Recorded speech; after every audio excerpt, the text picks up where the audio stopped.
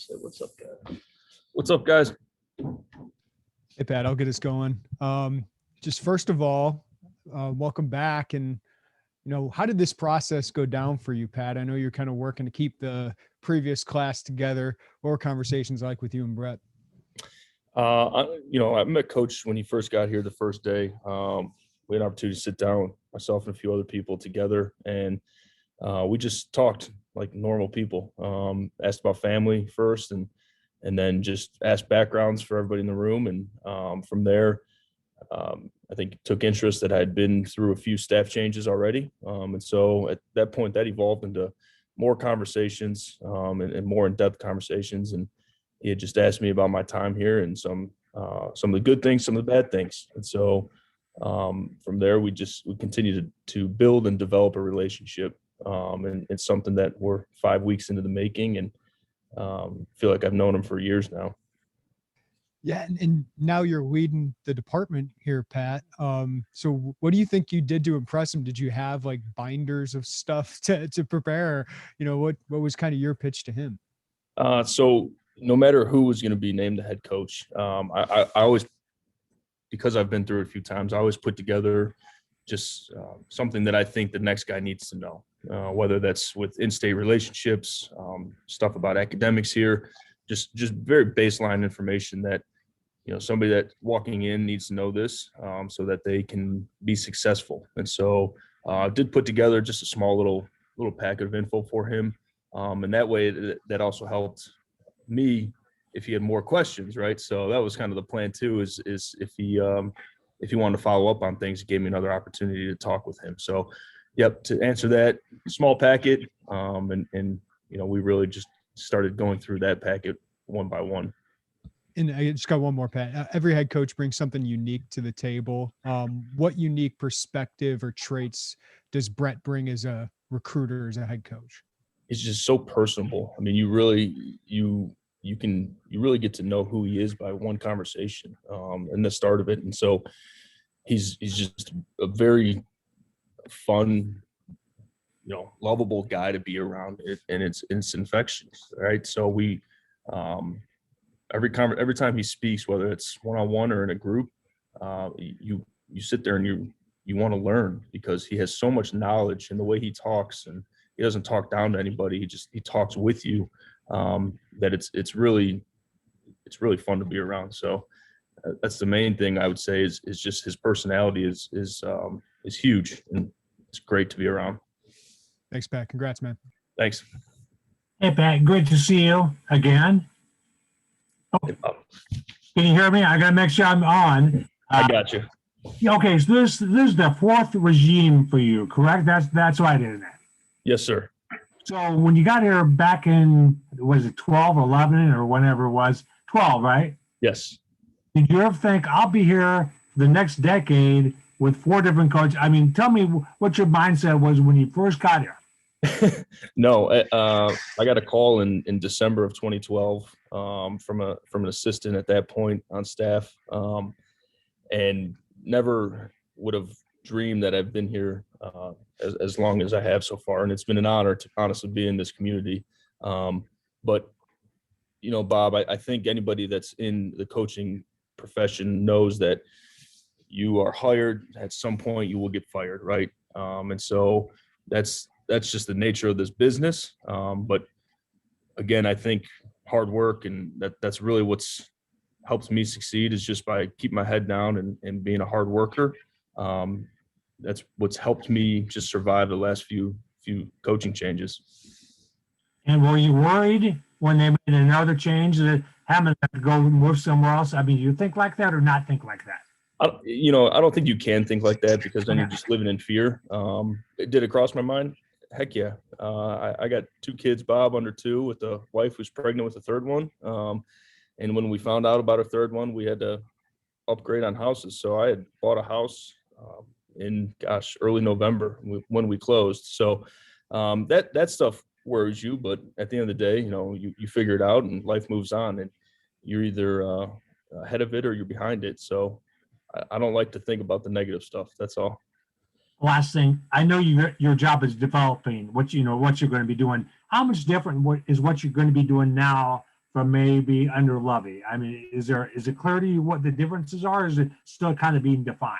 It's still really be defined, but it's tough to compare anybody. With all coaching changes, there's new opportunity and new philosophies from every different staff. And so I know Coach B has a very clear idea of how he wants to run recruiting.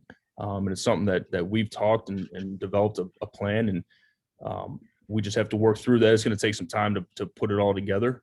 But we do, Coach has an idea as how he wants to run this recruiting department. And so with him at the helm, I'm able to kind of take it and run with it and bounce ideas off of him. So. Thanks, Pat. Hey, Pat, I'm curious if you could give any specifics of some of those changes that might be happening. Like, under Lovey, these were kind of my duties. Now I'm going to have this, and I can put more input into this, or anything like that will be changing, different title, that type of thing. It's well, Robert, it's going to be not necessarily like a drastic change. You still have day-to-day, operations in terms of how we communicate with prospects, right? How we deliver edits to kids, how we mail kids, things of that nature. That's the same anywhere across the country. It's just a matter of how many people will be in the department. And that's something that we haven't finalized yet.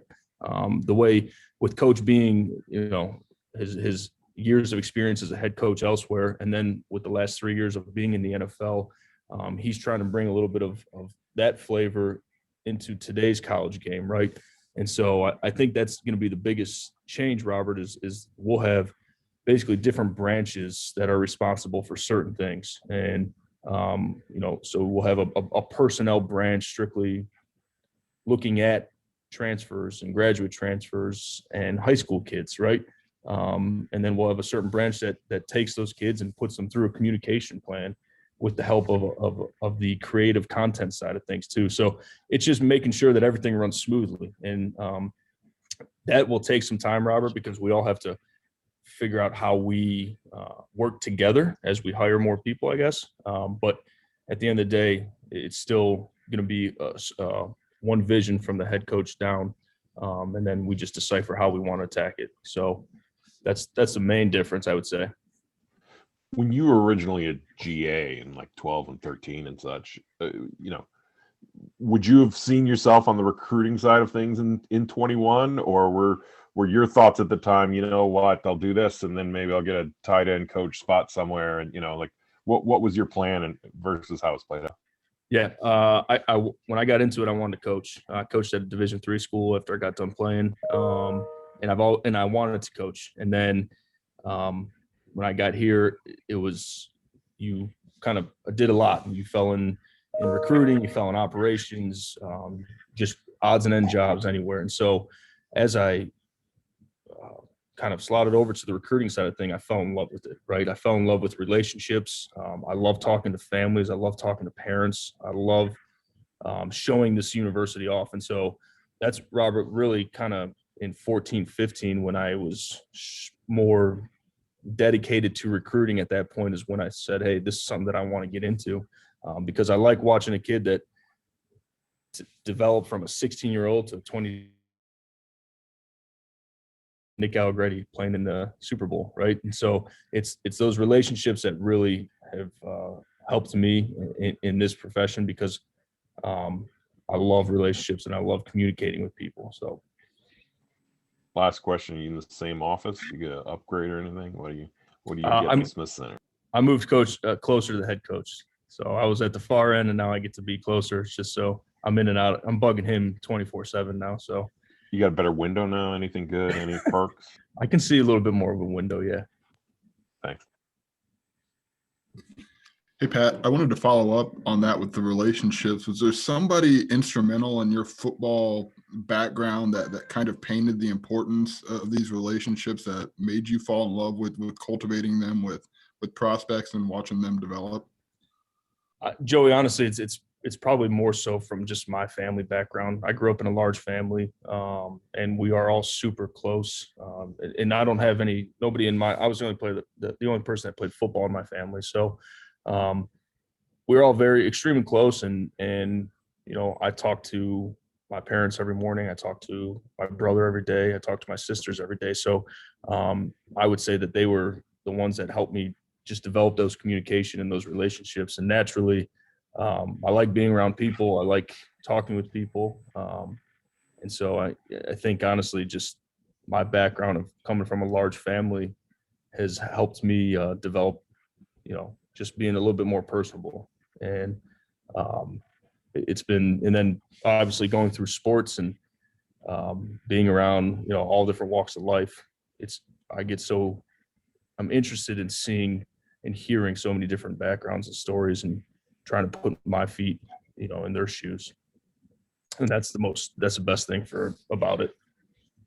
And I'm guessing maybe that's why you and Brett connected as well as you have, because he seems very interested in that side of things too. Yeah, absolutely. And you learn more and more every day that you're around him of different stories and his background. And as we get more comfortable, I've asked more questions to him. And so it's that's spot on. I think you're similar in that sense that this is a relationship based business.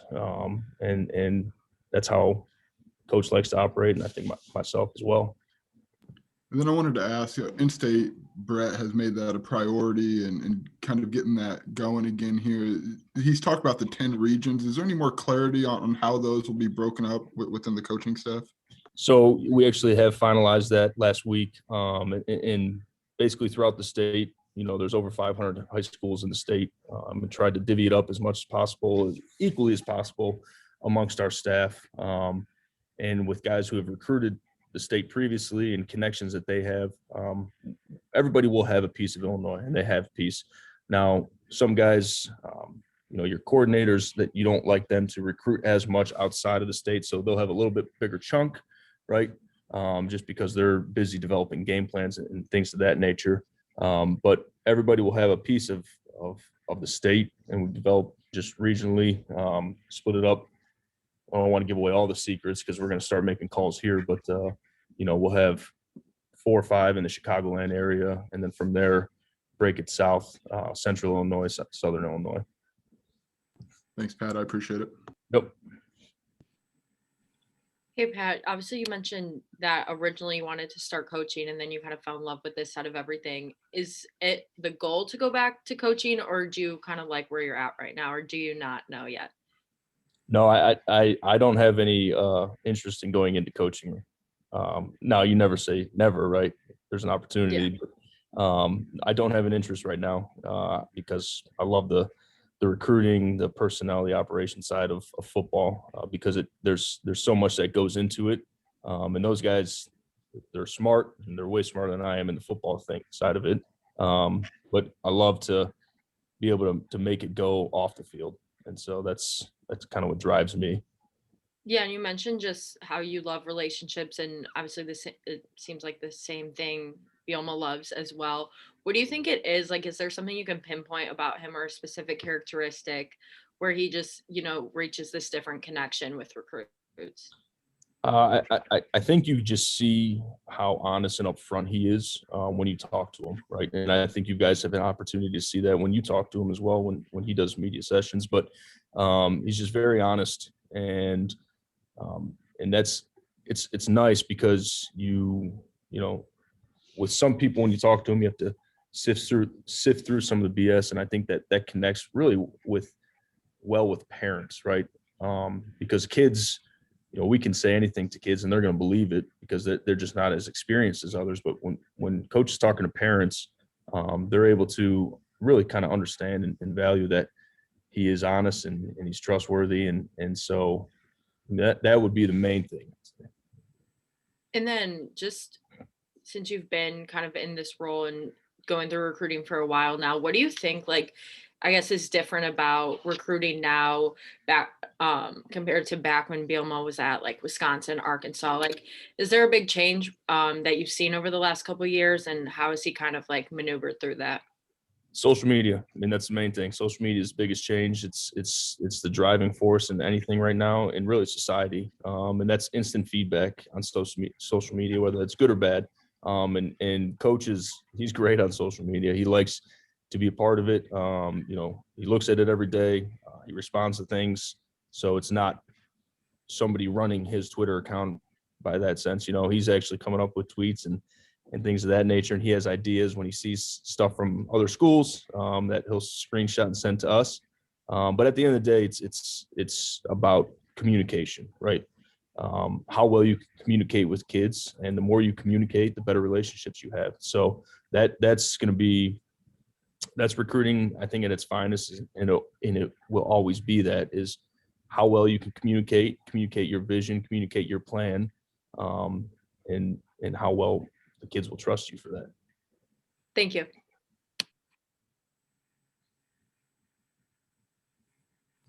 Hey, Pat, I had a follow up. I know a lot of oxygen is spent talking about in-state recruiting with Illinois. What do you think is fair to criticize, or what do you guys focused on? Because Brett obviously has made it such a big focus. It's not the only thing that matters, but just what would you say about in-state recruiting and how you guys hope to go about that and improving that? Jeremy, I think the main thing is communicating, right? Like, we have to stay in constant communication with our high school coaches in state.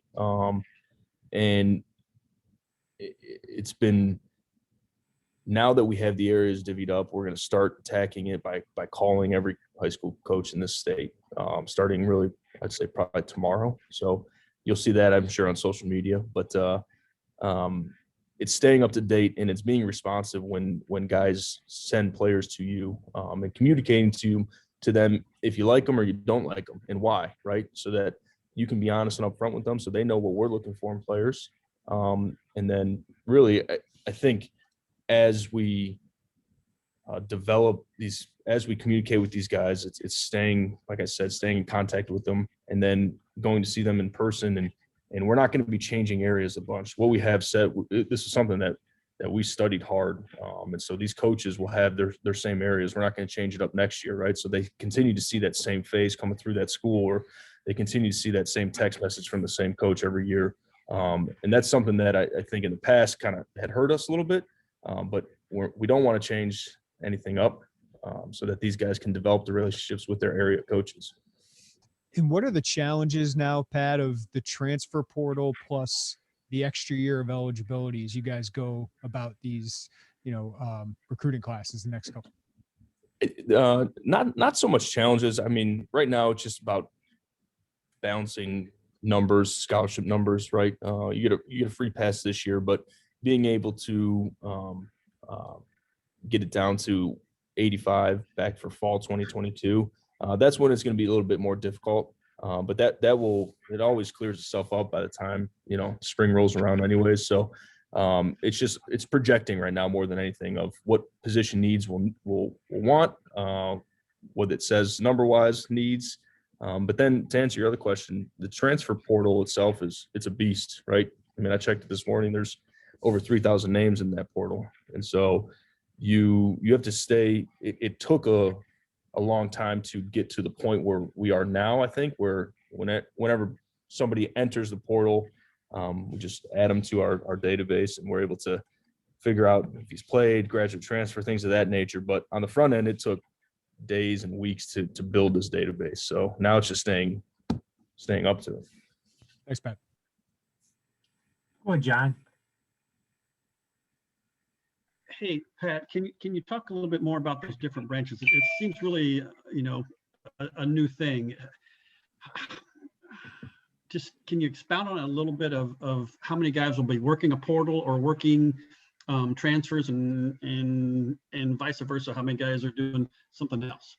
Yeah. Well, I can't really give a number right now because we don't have a number set. And like coaches talked about, we're going to take this by a position by position basis, but we will have somebody that is in charge of looking at the portal on a daily basis and breaking that film down on a day-to-day basis, because that's going to be a beast in its own, like I had said. And myself, obviously will be looking at it as well, but then, we're also going to have somebody that will screen high school tape as well. So that is something that I can say that we will have two, dedicated to just evaluating one high school and then one in the in the college side of things. And that's what Coach had gathered. That's kind of his flavor he's put on it from his time in the NFL, because the NFL has obviously,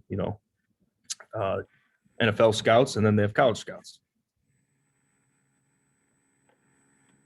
Hey, Pat, I got a couple more. Since I've moved once in the last 30 years, I got a question. So you bought a new house, or you buying a new house? I bought a new house, so we luckily sold our other one, and we were able to buy a new one. So I've moved. Go ahead. What town? I live on the south side. I live in Savoy. Okay, very good. And give me your wife and kids' names. My wife is Jessica. She's my high school sweetheart. My daughter Isabella. She's 2.5. My son Gibson, and yes, it was from Gibson City. That's why we did name him that. And then we're expecting a little girl in April.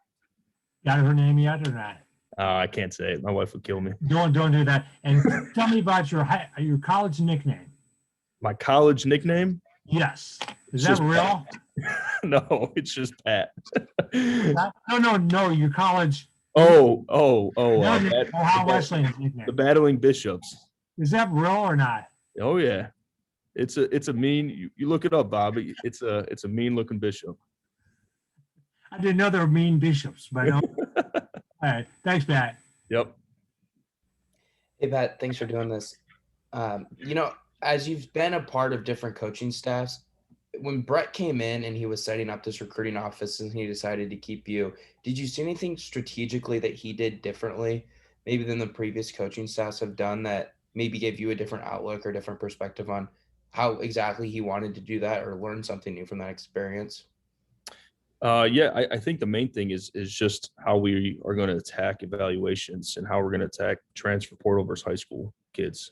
That's because at the end of the day, like you communicate to kids in a certain way, and being through, 3 other head coaches, every head coach, there's always, like, you always call a kid, you always text a kid, you always write a letter to a kid. And that's still the same. Everybody, all 100 plus schools in the country are doing that, right? But how we go about from having a prospect to giving him a certain grade to then how we attack him with communication, it's really more on the front end of what coach has brought in that's been different for me in a good way. And then follow up to that, as he put this staff together, did you see any characteristics that were similar of these coaches on the staff, or different, that makes you believe that the staff can go out and recruit and hit the trail and hit on kids at a different rate than previous staffs could?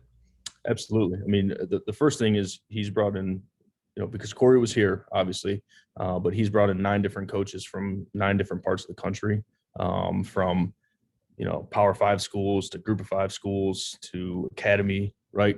And so guys who've had a lot of resources versus guys who have had very little resources. But at the end of the day, like, they are all really good communicators. Okay. All of these coaches, they're good-hearted people. We start all of our calls off when we talk to kids about talking about our families, because that's something that means a lot to these guys. And so I think that's the similarity between everybody, is that they're very personable, and you like to have fun. We like to bust each other's chops, so we all get along great right now, right? It's been 5 weeks or so, but the best part about it is that they all communicate great, whether they like something, they don't like